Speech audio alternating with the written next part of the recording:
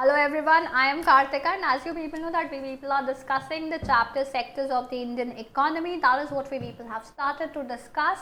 We people have already discussed some of the topics, as I told you in my previous video that we people are going to start with historical change in sectors.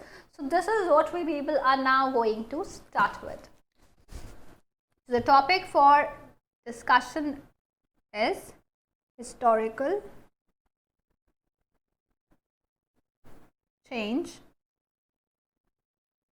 in sectors. This is what we people are going to discuss. So talking about the historical change in the sectors, so generally हम लोग देखते हैं that it has been noted from पहले के अगर हम time से देखें तो we people have developed and there are countries जिनको कि वी पीपल आर डेवलपिंग, जो कंट्रीज़ हैं जिनको कि हम हमसे ज़्यादा डेवलप्ड मानते हैं, they are categorized as developed countries. So it has been noted from the histories of many now developed countries that at an initial stages of development, private sector was most important sector of economic activity. तो अगर हम पहले के time की भी बात करें तो जो डेवलप्ड कंट्रीज़ भी हैं वो भी यही मानती हैं कि जो प्राइमरी सेक्टर होता है वो सबसे ज़्यादा इम्पॉर्टेंट सेक्टर होता है किसी भी कंट्री की डेवलपमेंट के लिए.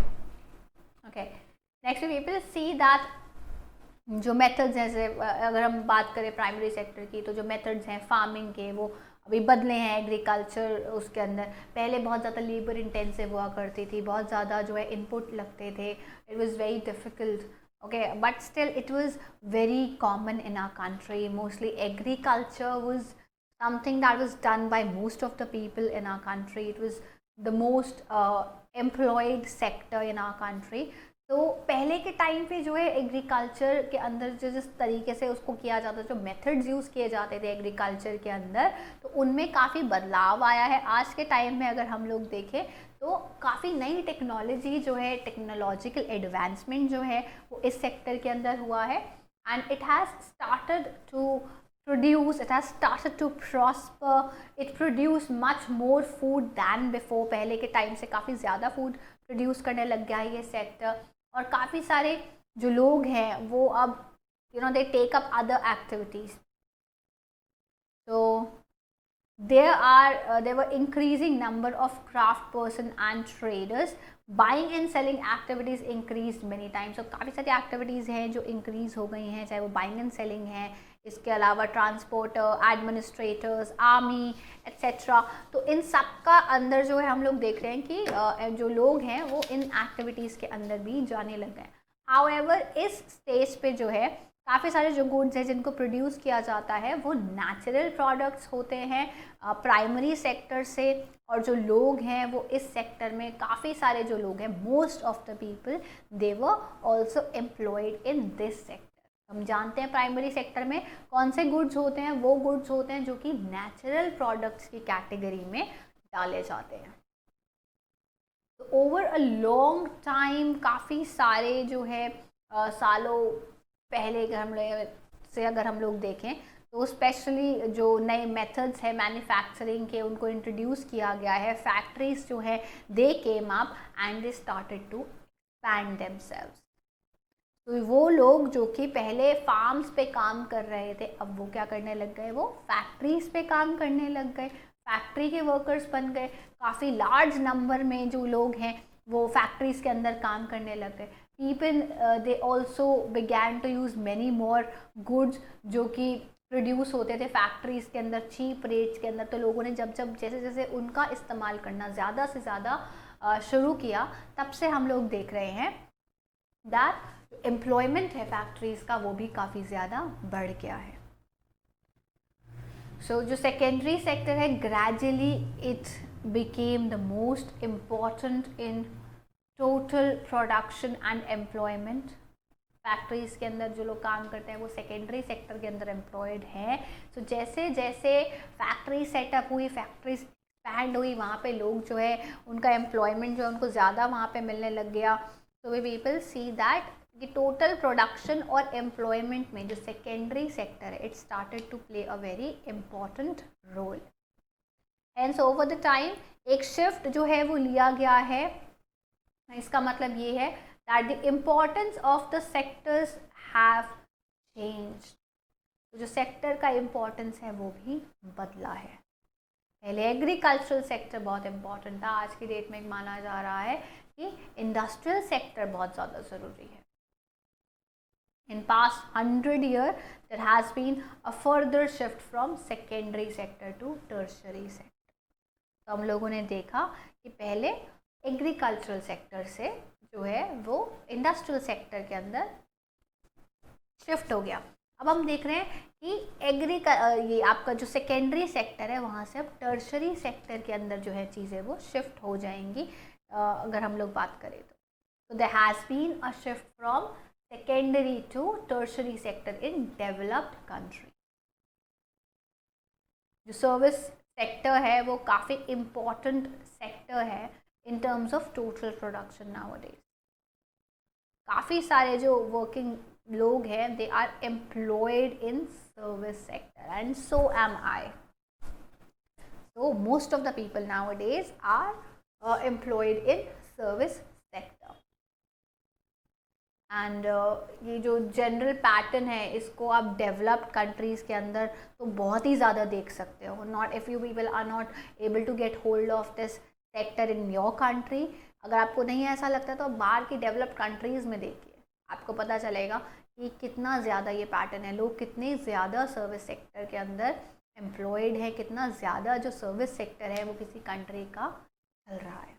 इवन हमारा भी service sector it's growing, it's very much well employed sector जहाँ पे कि लोग they are employed on really in really large numbers. जो टोटल प्रोडक्शन है और जो एम्प्लॉयमेंट है इन तीन सेक्टर्स का, तो आप इंडिया में कैसे देखोगे क्या टोटल प्रोडक्शन है इन तीन सेक्टर्स का इंडिया के अंदर। ओवर द इयर्स जो है चेंजेस आए हैं इस पैटर्न के अंदर, as we have observed in developed countries also. तो हम लोगों के भी यहाँ पर चेंजेस आए हैं प्रोडक्शन के। अगर हम लोग बात करें इन तीन सेक्टर्स के अंदर तो हमारी कंट्री में भी ओवर द ईयर चेंज आया है। So this is about the historical change in sectors. We people have discussed this topic. Now I'll be taking up another topic for discussion, that is primary, secondary and tertiary sector in India. That is what I'm gonna discuss with you people. Next is the primary, secondary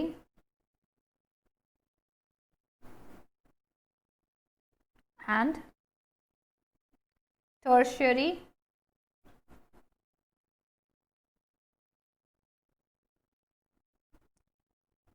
sector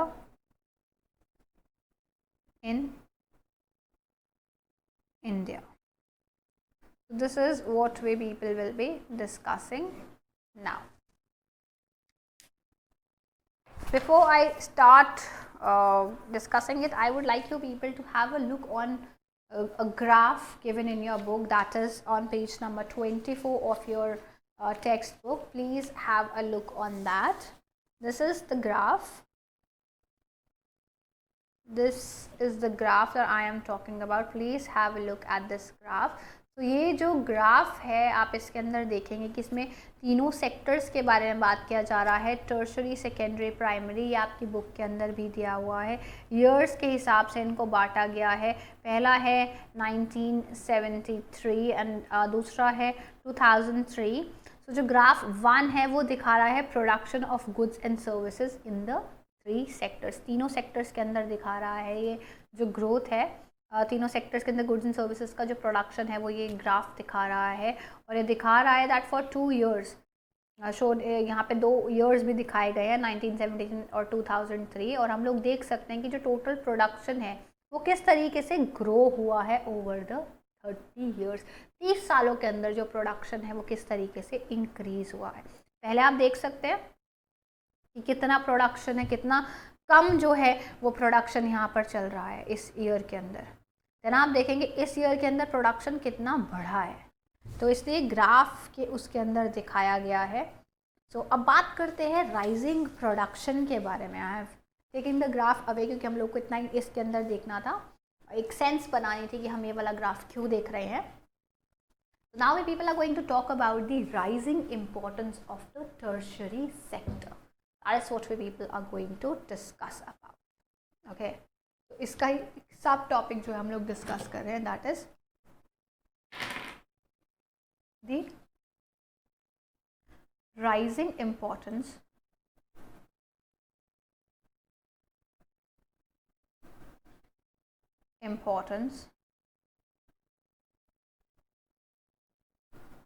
of the tertiary sector in production. This is what we people are discussing now. So talking about this, जो tertiary sector है production wise उसका importance किस तरीके से बढ़ा है, उसका जो इम्पोर्टेंस है किस तरीके से बढ़ रहा है, किन किन टर्म्स में बढ़ रहा है, क्यों बढ़ रहा है, कुछ वजहें हैं जिनकी वजह से बढ़ रहा है और कुछ एग्जाम्पल्स है जिनको देख के हमें लगता है कि जी बिल्कुल बढ़ रहा है। तो वो चीज़ें जो है हम सेशन के अंदर इस टॉपिक के अंदर डिस्कस करेंगे। ओवर 30 ईयर्स बिटवीन 1970 में आपको ग्राफ दिखाया था, तो 30 साल का उसमें दिखाया है, 1973 से लेके 2003 तक जो है इसके अंदर दिखाया गया है। आपने देखा 30 इयर्स का जो है इसके अंदर प्रोडक्शन दिखाया गया है। तो ओवर 30 इयर्स बिटवीन 1973 टू 2003 जो प्रोडक्शन है इन तीनों के तीनों सेक्टर्स के अंदर वो बढ़ा है। It has increased and it has increased mostly in tertiary sector. सबसे ज़्यादा कहाँ बढ़ा है? टर्शियरी सेक्टर के अंदर बढ़ा है। तो इंक्रीज कहाँ आया है? सबसे ज़्यादा किस सेक्टर के अंदर आया है प्रोडक्शन के टर्म्स के अंदर? वो आया है टर्शरी सेक्टर के अंदर। तो एज अ रिजल्ट 2003 के अंदर जो टर्शरी सेक्टर था it emerge as the largest producing sector in India and it replaced the primary sector. Primary sector को रिप्लेस करते हुए टर्शरी सेक्टर ने अपना यहाँ पे सिक्का जमाया है प्रोडक्शन के अंदर। प्रोडक्शन इस टाइम पे जो लार्जेस्ट प्रोड्यूसिंग सेक्टर जो है 2003 के अंदर था that was tertiary sector and it replaced the primary sector. तो क्या आपको लगता है, क्यों आपको लगता है कि जो टर्शरी सेक्टर है वो इतना इम्पॉर्टेंट बन गया है इंडिया के अंदर? कुछ रीजंस होंगे जिनकी वजह से इतना इम्पॉर्टेंट बन गया है, इसके अंदर प्रोडक्शन जो है वो बढ़ रही है। व्हाट आर द रीजंस जिसकी वजह से ये सब हो रहा है? तो टॉकिंग अबाउट देम, सबसे जो पहला रीज़न है इस सेक्टर के इंक्रीज होने का, I guess this is a blue pen, yes this is. So talking about the several reasons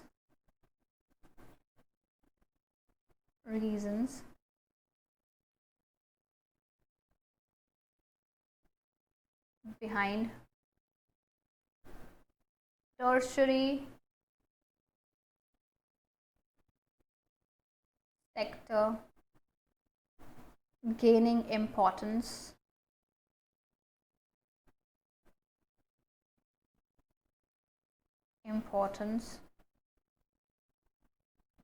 are,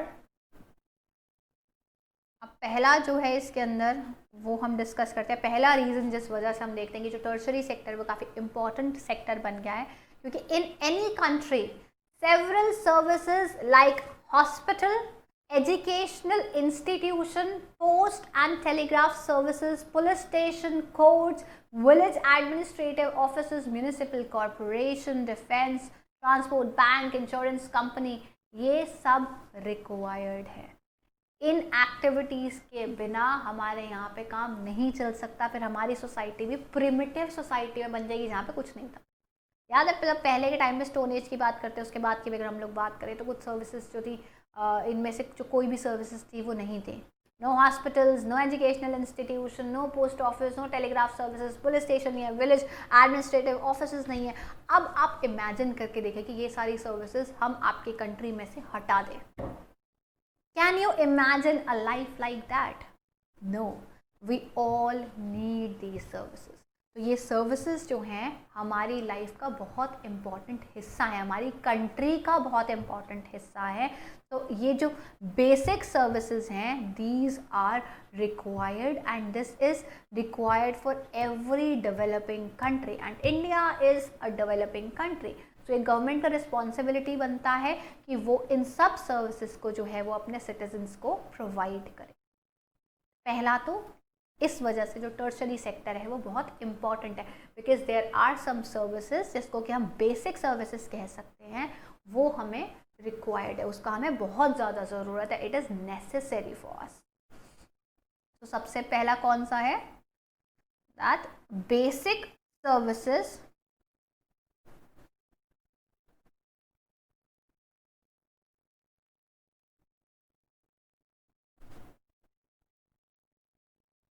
are integral part of people's life and plays a very crucial role in the development of a country। अब India की हम यहाँ पे बात कर रहे हैं, India जो है उसका हम लोग बात कर रहे हैं, तो India is a developing country, तो उसके लिए इन सर्विसेज का होना, उसकी डेवलपमेंट के लिए इन सर्विसेज का होना तो बहुत ज़्यादा ज़रूरी है। अब चलते हैं सेकेंड रीज़न की तरफ कि किस वजह से जो है वो टर्शरी सेक्टर एक बहुत इंपॉर्टेंट सेक्टर बन गया है इंडिया के अंदर। Moving on to the next, you people can just pause a bit and take down the notes if you people want to. I will be moving forward now. So second जो reason है यहाँ पर वो कौन सा reason है? Second reason is that development of agriculture and industry leads to the development of services such as transport, trade, storage, और ये सब जो है ये हम देख चुके हैं ऑलरेडी। सो जो ग्रेटर डेवलपमेंट है प्राइमरी और सेकेंडरी सेक्टर का, वो इस टाइम पे काफ़ी ज़्यादा सर्विसेज डिमांड कर रहा है, और ये सर्विसेज कौन प्रोवाइड करता है? अगेन टर्शरी सेक्टर प्रोवाइड करता है। So it also helps in the development of agriculture and industry sector. Okay, so tertiary sector is helping in tertiary sector is helping in developing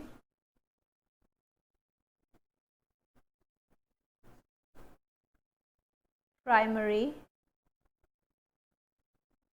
and secondary sectors by providing it with services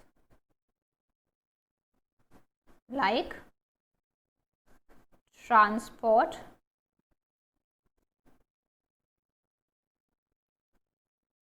trade, storage, etc. So this is another reason why tertiary sector is a very important sector. It is a very fast growing sector in India. This is another reason. Now talking about the third reason, one more reason जिसकी वजह से कि हम ये कह सकते हैं that tertiary sector is growing very fast, and yes, it is the sector जिसके अंदर आप इट इज़ गेनिंग इम्पॉर्टेंस। तो तीसरा अगर मैं बात करूँ तो इनकम के लेवल के ऊपर भी जो इनकम लेवल राइज है of some sections of people जिन्होंने डिमांड किया है कुछ सर्विसेज को, जैसे कि टू ईट आउट, मतलब बाहर जाके खाना, ये बहुत नॉर्मल चीज़ है, हम बाहर जाके खाते हैं, खाना खाने हम बाहर जाते हैं, टूरिज़्म, हम लोग ट्रैवल करते हैं, shopping, private hospitals, private school, professional training etcetera. तो इसकी वजह से भी हम देखते हैं कि सर्विसेज का डिमांड जो है वो बढ़ गया है। तो जैसे जैसे इनकम लेवल बढ़ेगा वैसे वैसे और ज़्यादा लोग जो हैं वो सर्विसेज डिमांड करने लग जाएंगे। This is also because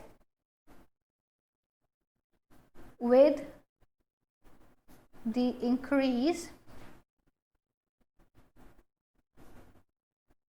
in income,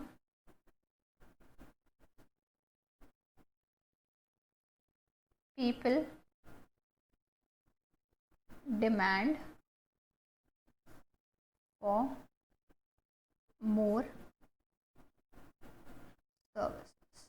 So this is another reason. इस वजह से भी जो है वो काफ़ी ज़्यादा जो सेक्टर है टर्शरी सेक्टर वो इंक्रीज़ करे, क्योंकि जैसे जैसे लोगों का इनकम बढ़ता है वैसे वैसे लोग और सर्विसेज का डिमांड करना शुरू कर देते हैं। Okay, now another reason why tertiary sector is growing is that over the past decade कुछ नई सर्विसेज जो हैं जैसे कि जो कि इंफॉर्मेशन और कम्युनिकेशन टेक्नोलॉजी के ऊपर डिपेंड करती हैं, वो भी हमारी लाइफ का एक बहुत ही ज़्यादा असेंशियल हिस्सा बन गई हैं। तो इसके अंदर production of these services has been rapidly increasing. We people will be reading it in upcoming chapter about these new services, और ये भी एक रीज़न है for the expansion of tertiary sector. Okay, तो new services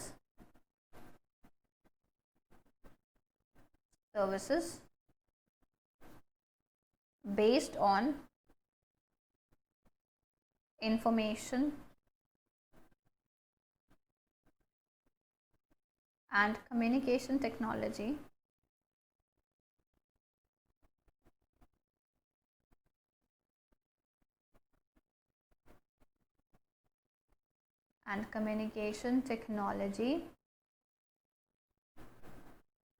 have become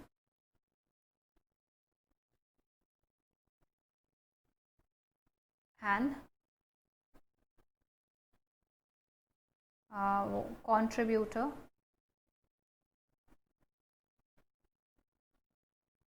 contributor to the expansion of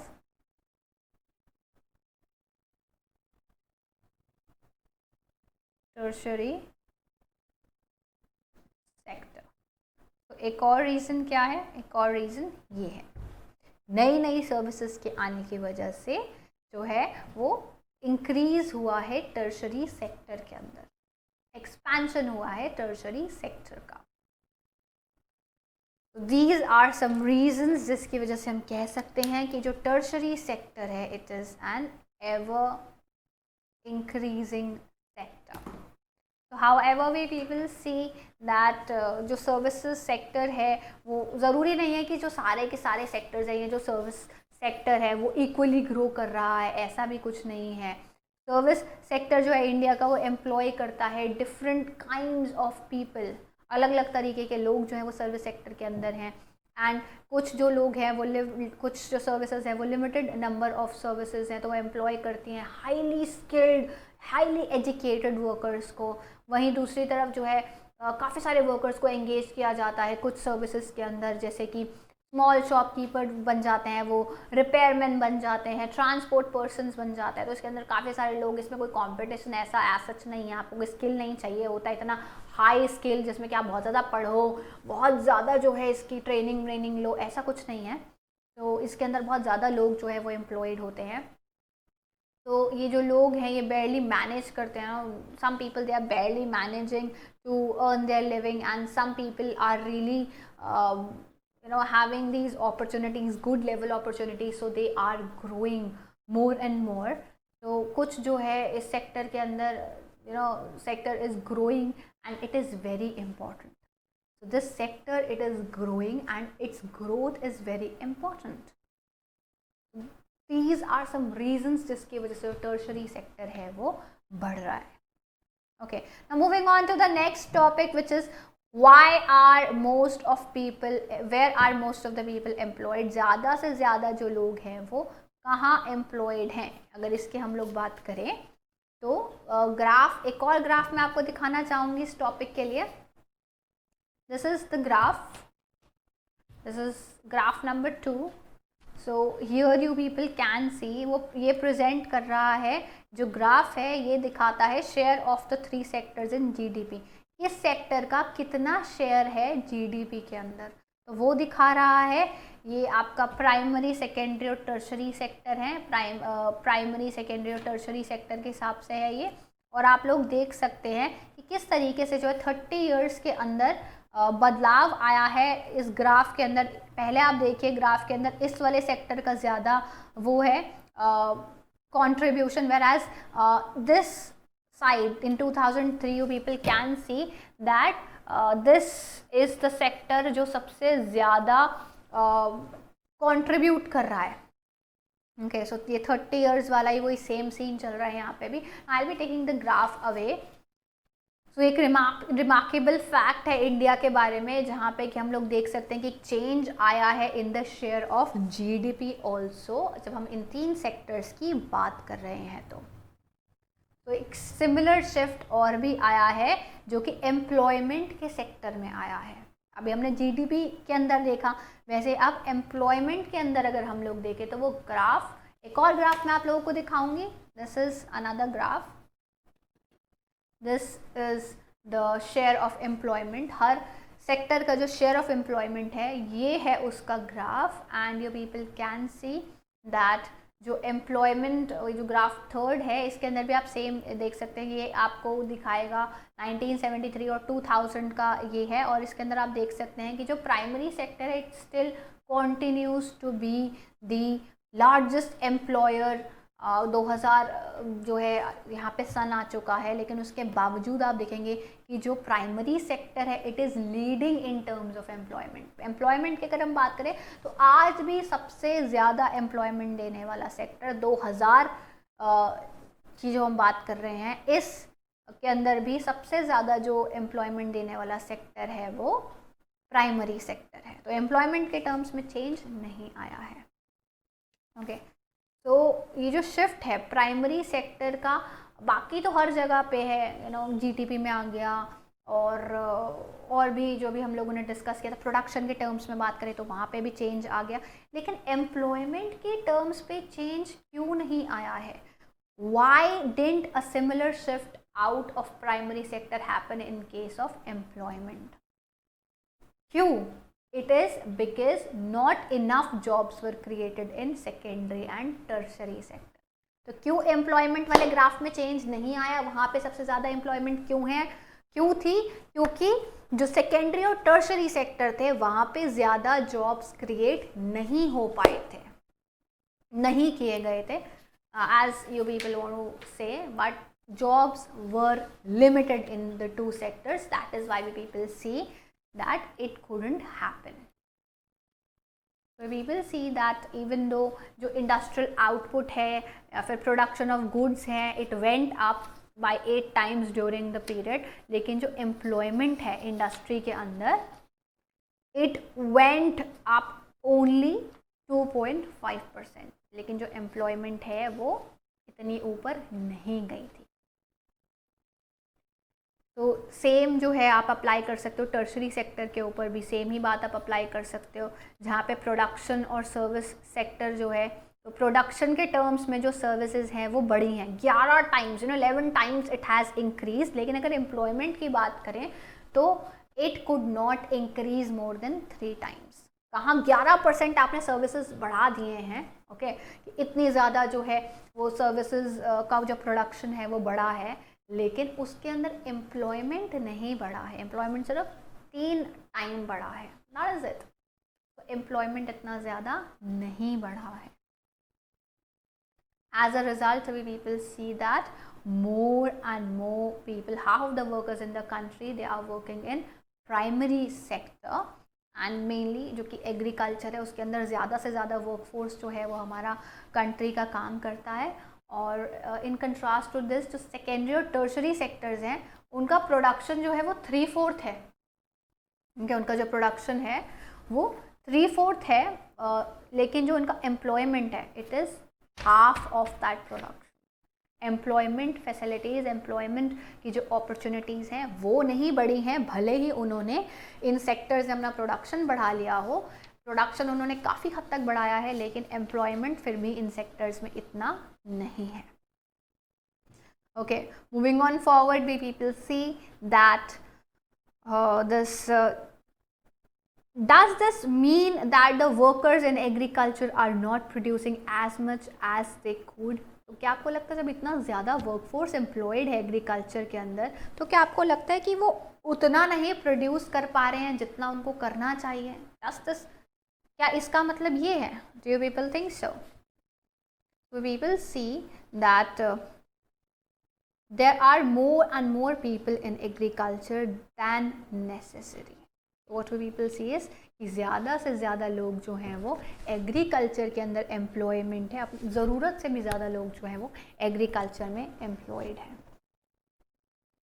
तो even अगर वो कुछ लोग जो हैं इसमें से they will move out of this activity, जो प्रोडक्शन है it will not get affected. Production में फ़र्क नहीं पड़ेगा क्योंकि जो वर्कफोर्स यहाँ पे है वो ज़रूरत से ज़्यादा है। तो अगर ये वर्कफोर्स कम भी हो जाता है तो भी प्रोडक्शन के अंदर फ़र्क नहीं पड़ेगा। तो इन अदर वर्ड्स जो वर्कर्स हैं एग्रीकल्चरल सेक्टर में they are under employed. Okay, तो we will see that okay, हमने इसको डिस्कस कर रहे थे हम लोग the topic of, people were discussing the topic where are most of the people employed.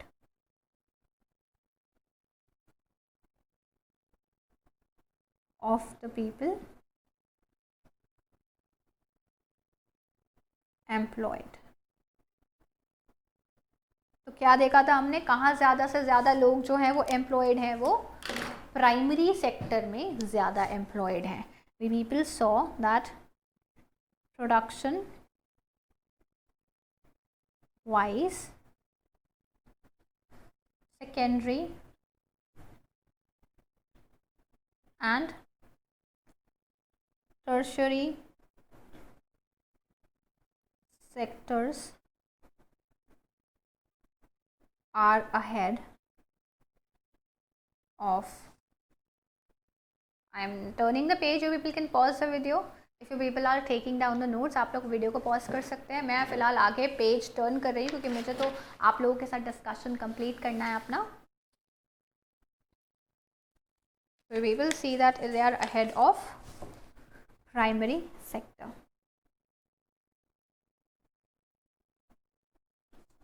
Primary sector, but they fall behind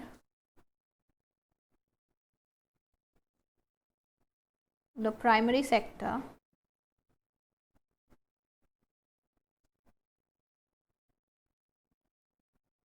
in terms of employment. That is what we people discussed. This is what we people have discussed. So we people saw that primary sector में भी कहाँ पे agriculture के अंदर ज़्यादा से ज़्यादा लोग हैं, they are employed there, but we people see that workers in agricultural sector, in agricultural sector are underemployed, क्योंकि इतना ज़्यादा ज़रूरत उस वर्कफोर्स का वहाँ पे है ही नहीं। That is what we people have discussed. So here is एक एग्जाम्पल दिया है इस तरीके की सिचुएशन को देखने का. For instance, I'll be reading this out from your book. Okay. So take the case of small farmer. एक छोटे फार्मर का केस लेते हैं, Lakshmi, owning about 2 hectares of unirrigated land, dependent only on rain and growing crops like jowar, arhar. All 5 members of our family work on the plot throughout the year. Why? They have nowhere else to go for work. You will see that everyone is working, none remain idle. इनमें से जो कोई भी हैं जो बंदे हैं, none of them are sitting idle आप लोग देखेंगे, और सारे ही जो इनके घर के बंदे हैं, लक्ष्मी के घर के जो बंदे हैं वो काम करते हैं इस प्लॉट के ऊपर, और in actual fact their labour effort gets divided, तो उनका जो लेबर एफर्ट है वो डिवाइड हो जाता है। Each one is doing some work but one is fully employed, सब जो है लक्ष्मी के घर वाले कुछ ना कुछ काम कर रहे हैं, लेकिन इनमें से कोई भी फुल्ली एम्प्लॉयड नहीं है। Okay, so no one is fully employed. तो इस सिचुएशन को, this is the situation of under employment, इस सिचुएशन को हम अंडर एम्प्लॉयमेंट कह सकते हैं। So where people are apparently working but all of them are made to work less than their potential, तो सभी काम कर रहे हैं लेकिन सभी अपने पोटेंशियल से कम काम कर रहे हैं। So this kind of underemployment is hidden in contrast to someone who does not have a job and is clearly visible as unemployed. तो underemployed और unemployed का क्या मतलब होता है? underemployed वो इंसान होता है जो कि अपने पोटेंशियल से कम काम पे लगा होता है, और अनएम्प्लॉयड कौन सा इंसान होता है? जिसके पास पोटेंशियल है बट जॉब नहीं है। तो एक तरीके से ना दोनों ही तरफ जो पोटेंशियल है वो वेस्ट ही जा रहा है। It's not about you people can say कि जो अनएम्प्लॉयड लोग हैं they are sitting idle and stuff, their potential is going waste, yes it is, I totally agree with that, but इसका मतलब ये नहीं कि जो अंडर एम्प्लॉयड लोग हैं उनका पोटेंशियल फुल्ली काम में आ रहा है, उनका भी तो पोटेंशियल पार्शली काम में आ रहा है, और फिर वो क्या काम में आ रहा है? तो hence it is also called disguised unemployment, इस वजह से इसको डिस्गाइज्ड अनएम्प्लॉयमेंट भी कहा जाता है। ये दिखती नहीं है, यू पीपल विल सी कि सारे के सारे जो लक्ष्मी के घर वाले हैं ना वो तो काम कर रहे हैं, तो हम उनको कैसे अनएम्प्लॉयड कह सकते हैं? लेकिन वो सारे जो काम कर रहे हैं पैसा तो उनको एक ही प्रोडक्ट का मिलने वाला है ना, ऐसा तो नहीं कि 5 बंदे तो 5 काम कर रहे हैं, तो जो अलग अलग कामों से अलग अलग पैसा आ रहा है, एक ही एक्टिविटी के अंदर सारे के सारे लगे हुए हैं, तो obviously they are employed under disguised unemployment. Okay, so also क्यों प्राइमरी सेक्टर के अंदर वर्कफोर्स ज़्यादा है? Because the people are working under disguised unemployment, disguised unemployment. What is disguised unemployment? It is this जो underemployment होती है, it is hidden in contrast to someone who does not have a job. ये आपकी book में clearly दिया हुआ है, please to mark it in your book, it's given on page number 26। Second जो आपका तरफ का पैराग्राफ है उस पे ये आपका दिया हुआ है, ये this definition is given there. So now supposing, अब आप सपोज कीजिए कि एक लैंडलॉर्ड है, सुखराम उनका नाम है, he comes and hires one of the 2 members of the family to work on his land. Lakshmi के फैमिली में से उन्होंने कोई 2 members जो हैं वो अपने काम पे उनको लगा लिया। ओके, सो लक्ष्मी का जो फैमिली है now it is able to earn some extra income, क्योंकि अब वो अपने प्लॉट पे काम नहीं कर रहे हैं, वो किसी और के प्लॉट पे काम कर रहे हैं, और वो इंसान उनको काम करने का पैसा देगा। बट वहाँ पे आप काम कर रहे हो, आपको उस काम के कोई पैसे नहीं मिल रहे हैं, क्योंकि आप अपने ही चीज़ पे काम कर रहे हो, आपको वहाँ पे तो काम करने के पैसे नहीं मिल रहे। लेकिन जब आप किसी और के प्लॉट पे काम कर रहे हो तो वो इंसान आपको वहाँ पे काम करने के पैसे दे रहा है, तो आपको क्या हो रहा है? आपको एक्स्ट्रा इनकम ऐड हुई। 2 और लोगों की इनकम जो है वो घर में आई एक्सेप्ट फ्रॉम द इनकम जो कि पहले 5 लोग मिलके प्रोड्यूस कर रहे थे, वो अब 3 बंदे एक काम करेंगे और 2 बंदे जो है वो कहीं और से इनकम ला के उस इनकम में ऐड करेंगे income. Okay, so since you do not need 5 people to look after a small plot, तो जो 2 लोग हैं उनके चले जाने से उस प्लॉट के प्रोडक्शन पे कोई भी अफेक्ट नहीं होगा, क्योंकि इतने ज़्यादा लोगों का रिक्वायरमेंट था ही नहीं उस प्लॉट के ऊपर। तो इसलिए अगर 2 लोग कहीं और भी काम कर लें तो उनकी प्रोडक्शन के अंदर कोई भी फ़र्क नहीं पड़ेगा। So we people see that in the above example, the two people may move to work in a factory. दो लोग जो है वो फैक्ट्री में भी काम कर सकते हैं. वंस अगेन जो अर्निंग है इस फैमिली का वो फिर से बढ़ जाएगा and they would also continue to produce as much as from their land. तो अपने लैंड से भी प्रोड्यूस कर पा रहे हैं और फैक्ट्री में भी काम करने से प्रोड्यूस कर पा रहे हैं. तो हुई ना अच्छी इनकम. तो there are lakhs of farmers like Lakshmi. तो लक्ष्मी की तरह लाखों फार्मर्स हैं इंडिया के अंदर. इसका मतलब क्या है कि अगर हम कुछ लोगों को हटा भी देते हैं एग्रीकल्चरल सेक्टर से तो भी जो है हम लोग एक अच्छा प्रोडक्शन कर सकते हैं, क्योंकि उतना ज़्यादा वर्कफोर्स का पहली बात तो वहाँ पे रिक्वायरमेंट है ही नहीं, और ये लोग जो हैं वो कहीं और काम कर सकते हैं ताकि इनको एक्स्ट्रा इनकम मिले, किसी और सेक्टर में काम कर सकते हैं ताकि इन्हें एक्स्ट्रा इनकम मिले. एंड दिस जो प्रोडक्शन है एग्रीकल्चर का वो उनके जाने से कुछ सफ़र नहीं होगा, क्योंकि ऑलरेडी लोग बहुत ज़्यादा, इतना ज़्यादा ज़रूरत नहीं था, ऑलरेडी लोग बहुत ज़्यादा है. तो जो उनका इनकम है इन लोगों का, that will increase their families total income. Okay, so we people see that this underemployment can also happen in other sectors. जो underemployment है वो और sectors के अंदर भी हो सकती है. Example लें तो thousands of people they are working as casual workers in the service sector of the urban areas. तो casual workers से example लें तो वो tertiary sector से चला जाएगा वहाँ पे. डेली एम्प्लॉयमेंट की खोज के अंदर ये रोज़ निकलते हैं घर से, चाहे वो जॉब हो पेंटर की, प्लम्बिंग की, या फिर रिपेयर करना कुछ चीज़ों को, और जॉब्स वो लोग ढूंढते हैं. इनको हम डेली वेज वर्कर्स के नाम से जानते हैं. डेली वेज वर्कर्स, दिहाड़ी पे आप इनको सुना होगा आपने कि दिहाड़ी पे काम करने वाले कुछ मजदूर होते हैं जो कि एक दिन की इनकम के ऊपर आप उनसे जो काम कराना चाहते हैं, मतलब ऑब्वियसली वो उस काम को करने के लायक भी होनी चाहिए, उनको उनके अंदर वो स्किल भी होना चाहिए, तो आप उनको लेकर के आते हैं, उनको पर डे के हिसाब से लेते हैं. तो ये कैजुअल जॉब्स के अंदर भी कुछ लोग जो हैं वो एम्प्लॉयमेंट के अंदर हैं, एम्प्लॉयड हैं. तो ये हर रोज़ तो इनको ज़रूरी नहीं है कि इनको काम मिले, किसी दिन मिला किसी दिन नहीं मिला.